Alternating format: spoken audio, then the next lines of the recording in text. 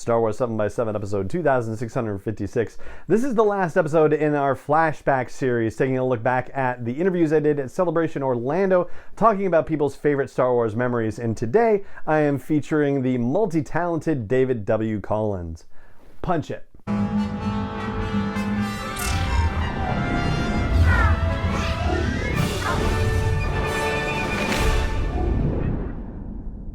Hey Rebel Rouser, I'm Alan Voivod and this is Star Wars 7x7, your daily dose of Star Wars joy, and thank you so much for joining me for it. So, really, it seems like there's nothing that David Collins can't do. So he is a musician, he is a sound designer and sound mixer, he is a voiceover actor, and also a stage host for celebrations, multiple Star Wars celebrations. And in this particular case, he was a stage host for Celebration Orlando. It just so happened that I had actually interviewed him a couple of weeks prior to Celebration Orlando to talk about just, that whole experience and what it's like to host and all that good stuff. But in this particular case, I ran into him on the last day of Celebration near the end of the event, just on the main exhibit floor. And he was like, hey, and I was like, hey. And so we were going to do the interview and have the conversation about favorite Star Wars memory, and then something rather unusual happened. And so I'm going to share that part of our experience first. David W. Collins, welcome to Star Wars 7x7 yet again, twice in 2 months. Twice in 2 months, and now we're actually on the show floor of Star Wars Celebration. Here we are. And it's been a good celebration for you so far? So far, so good. Yeah, I mean, last day, I can't believe it's already been 4 days. It's gone by really fast. I know, even for... Oh, and here he is. There's a gentleman walking around... With an oboe. With an oboe.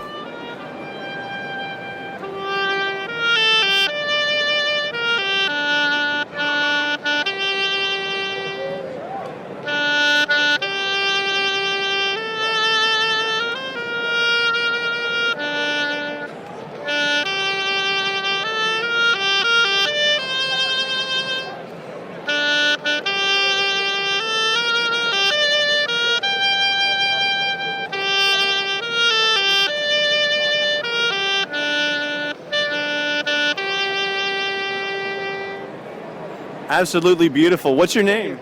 Obi-Wan. Well done. Jeff Cahan. Jeff Cahan? Very nice to meet you. You have Princess Leia's theme in you? I heard you doing that earlier. Yeah.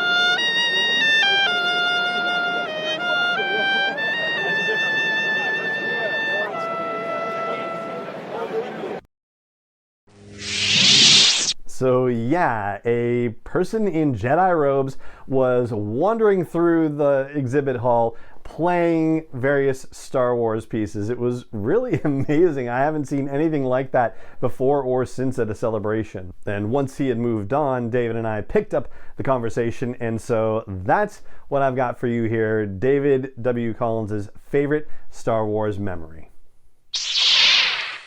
So that happened, right? Yeah, that happened.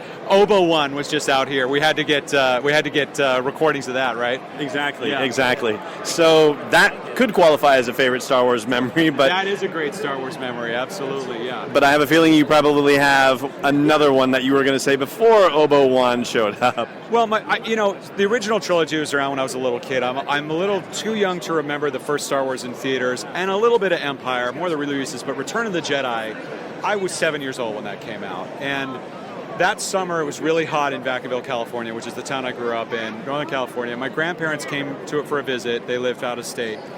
And everyone decided, because it was so hot, let's go to the movies. And of course, I was such a Star Wars fan, I said, well, oh great, we're going to go see Return of the Jedi, purely an assumption that I made. Mm-hmm. Because if you're going to go see a movie and Return of the Jedi is an option, of course you're going to go see that. My family said, David, you've already seen it 3 times. No, we're going to go see something else. We've all seen it. And my jaw hit the floor. Mm-hmm. I could not believe that when given the option to see Star Wars, you're going to choose something else. They said, let's go see Mr. Mom. No offense to Michael Keaton, great movie, but I threw a fit. I threw a fit right there, and I was beside myself. My grandfather, who we lost years ago in 1990, bless him, said to my mom, why don't you go take everyone to go see Mr. Mom? I'll take David to go see this other thing. You sure? Yes, I'm sure. So my grandfather took me, and it was just the 2 of us, to go see Return of the Jedi. It was my 4th time. And, there was nobody in the theater but the 2 of us at that point. It was August, something like that, July or August. Maybe there were a couple people, but I just was talking to him about, Grandpa, this is Jabba the Hutt, Grandpa. And he was like, oh, okay. Speaking to me like an adult, really engaging in the experience. And it was my favorite memory of my grandfather, who I lost a few years later. And, because they lived out of state, I didn't get to see them that often. But him doing that for me is kind of the first connection I think of to family when I think of Star Wars, because a lot of people experienced it with their family. I, of course, did with my family and friends, but when I think of my grandfather, the first thing I think of is Return of the Jedi. And before we went to go see it, I busted out my storybook and the cassette, and I went through the whole thing. And he sat with me for probably a good hour and a half before 2.5 hours of the movie theater. And I just, it's hard not to talk about it and not get a little emotional, because I know, being here at Star Wars Celebration, everyone has a very similar experience like that, or a story. But how can that not be your favorite Star Wars memory? Because it endeared me to Star Wars forever, and I always think about it when I see families together, and I think about it even with my son.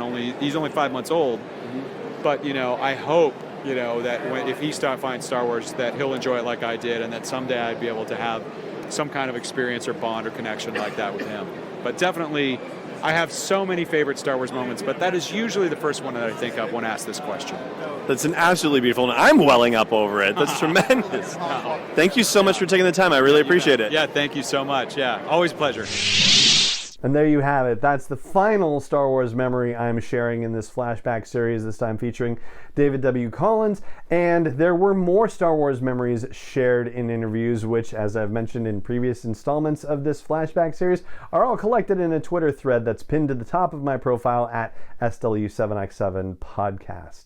And so that's going to do it for this 3rd flashback series. It's basically being done in honor of the fact that we crossed the 7-year threshold of Star Wars 7x7 earlier this year. So thank you so much for being a part of this journey with me, and I hope you are enjoying these looks back. And there's going to be one more later this year, because there's one other Star Wars Celebration that we haven't revisited just yet, but we'll get there eventually. For now, though, that's going to do it for this episode of the show. It just remains for me to say thank you so much for joining me for it, as always, and may the Force be with you wherever in the world you may be. 7x7 is not endorsed or sponsored yet by Lucasfilm Limited, Disney, or 20th Century Fox, and is intended for entertainment and information purposes only. Star Wars, the Star Wars logo, all names and pictures of Star Wars characters, vehicles, and any other Star Wars related items are registered trademarks and/or copyrights of Lucasfilm Limited, or their respective trademark and copyright holders. May the Force be with them. All original content is copyright 2021 by Star Wars 7x7. We hope you love it.